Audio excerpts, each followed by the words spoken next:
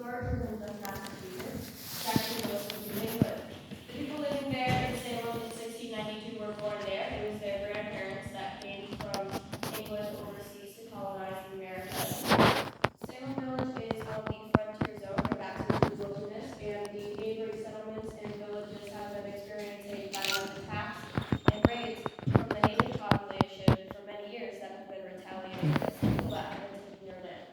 So there's attacks going on. There's also smallpox going around. There's an epidemic killing both colonists and natives alike. Neighbors are fighting over each other's land boundaries. They can't quite decide where their fences should be, especially the farmers who are trying to grow crops because there's also a famine. Their crops are failing. The past couple winters have been extremely harsh, leading to really dry summers, which have been causing their crops to fail. So everybody's starving to death and can't find food. And to make everything worse, the Massachusetts Bay Colony Charter had been revoked by the King of England 8 years prior to 1692, so that was 1684. And on that charter was the colony's structure, their system of government, who was in charge of what, how they were going to solve problems, crimes, etc. And so for the past 8 years, there's actually been nobody in charge. And so with no one in charge in Salem, a lot of these neighborhood disputes have been going largely unresolved. And so animosity continues to build. However, some people that may have been trying to bring some structure to this lawless time in the village might have been the sheriff, George Corwin. He's the one who makes the arrests during the trials, along with Reverend Samuel Paris. Samuel Paris came over from the West Indies. He was the minister of Salem for about 4 years, and along with him, he brought his family. He had some children, as well as an enslaved woman he owned named Tituba. Historians believe that Tituba is indigenous to Central America, but we do know that he purchased her on the island of Barbados and brought her over to Salem. Tituba was in charge of teaching the young girls in the village how to do their chores and their labors. So the boys went to school, the girls stayed home and did chores such as cleaning, cooking, sewing, taking care of young children, etc. And some of the girls in Reverend Paris's home are the girls that actually start the witch hysteria.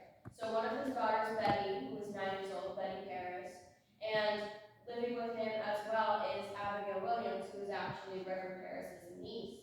Abigail Williams is a survivor of one of these attacks. She was living in a neighboring village, which was raided by natives, and then she lost her family and then came to live with her uncle. And so Tituba teaches these girls how to do their chores. And in spending so much time with the girls, it's believed that Tituba may have been telling them some stories about her culture to try to entertain them.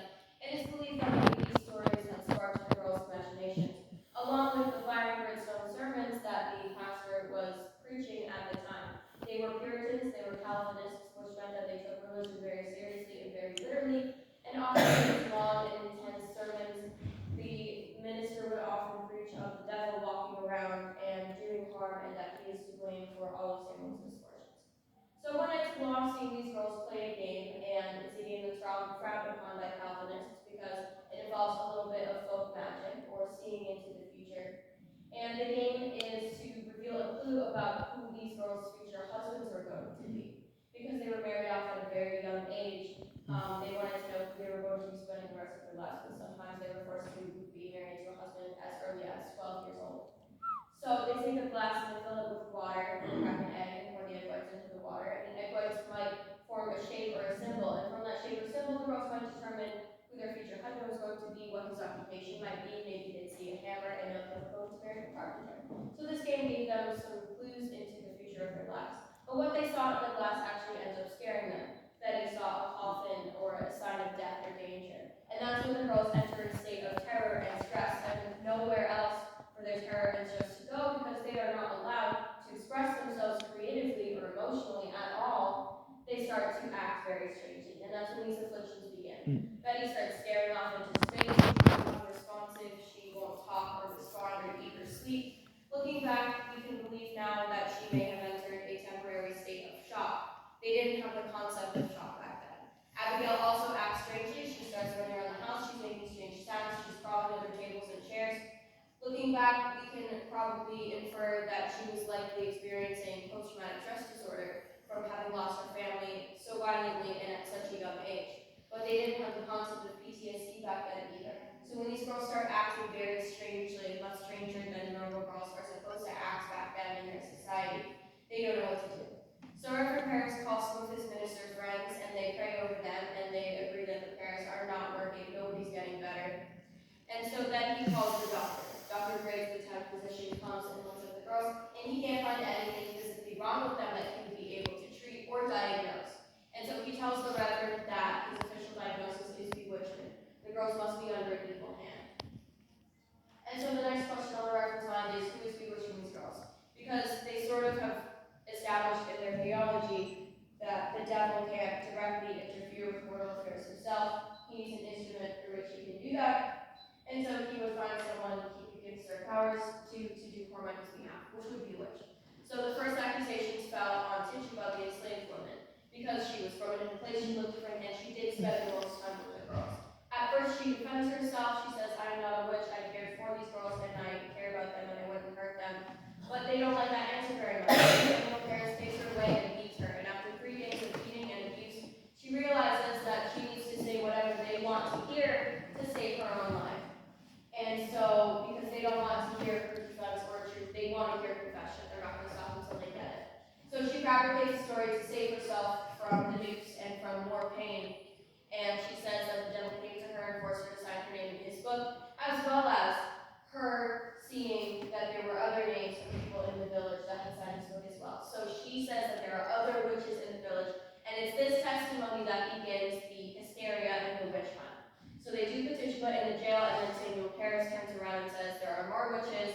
More girls start acting strangely without explanation, and then the accusations start flying. By the height of the Salem witch trials, there would be up to 200 people standing accused of witchcraft. And they wouldn't just be from Salem, they would be from the 40 or so surrounding towns and villages. They would all be carted here to Salem to stand trial. And when the jails overflowed, and you'll see how close the small jails are, Salem used surrounding towns' jails, including some jails up in Boston. And they brought prisoners back and forth, and they would all come here to stand trial in a place like this, their church, their meeting house. In the pulpit would sit the judge. This is Judge John Haythorne. He's not an actual judge, he's a minister. None of the men overseeing these legal proceedings have any actual legal training or know-how whatsoever. They're businessmen and they're ministers. So, and over there is the sheriff, George Corbin. He's arresting people and he's bringing them to the dungeon to torture them until they confess to witchcraft and also until they give him more names of people to arrest. Over here is where the frightened and afflicted girls might sit, and during their testimonies, they would bring forth their evidence, which was in fact their fits and afflictions. They would convulse, they would scream, and they would complain of things biting and scratching and poking them. And this was the main form of evidence that was used to convict people of witchcraft, something that was encouraged and allowed by the judge in these courts, and that was known as spectral evidence. That's what we call it today. And the spectral evidence refers to that only the afflicted girls can see what is attacking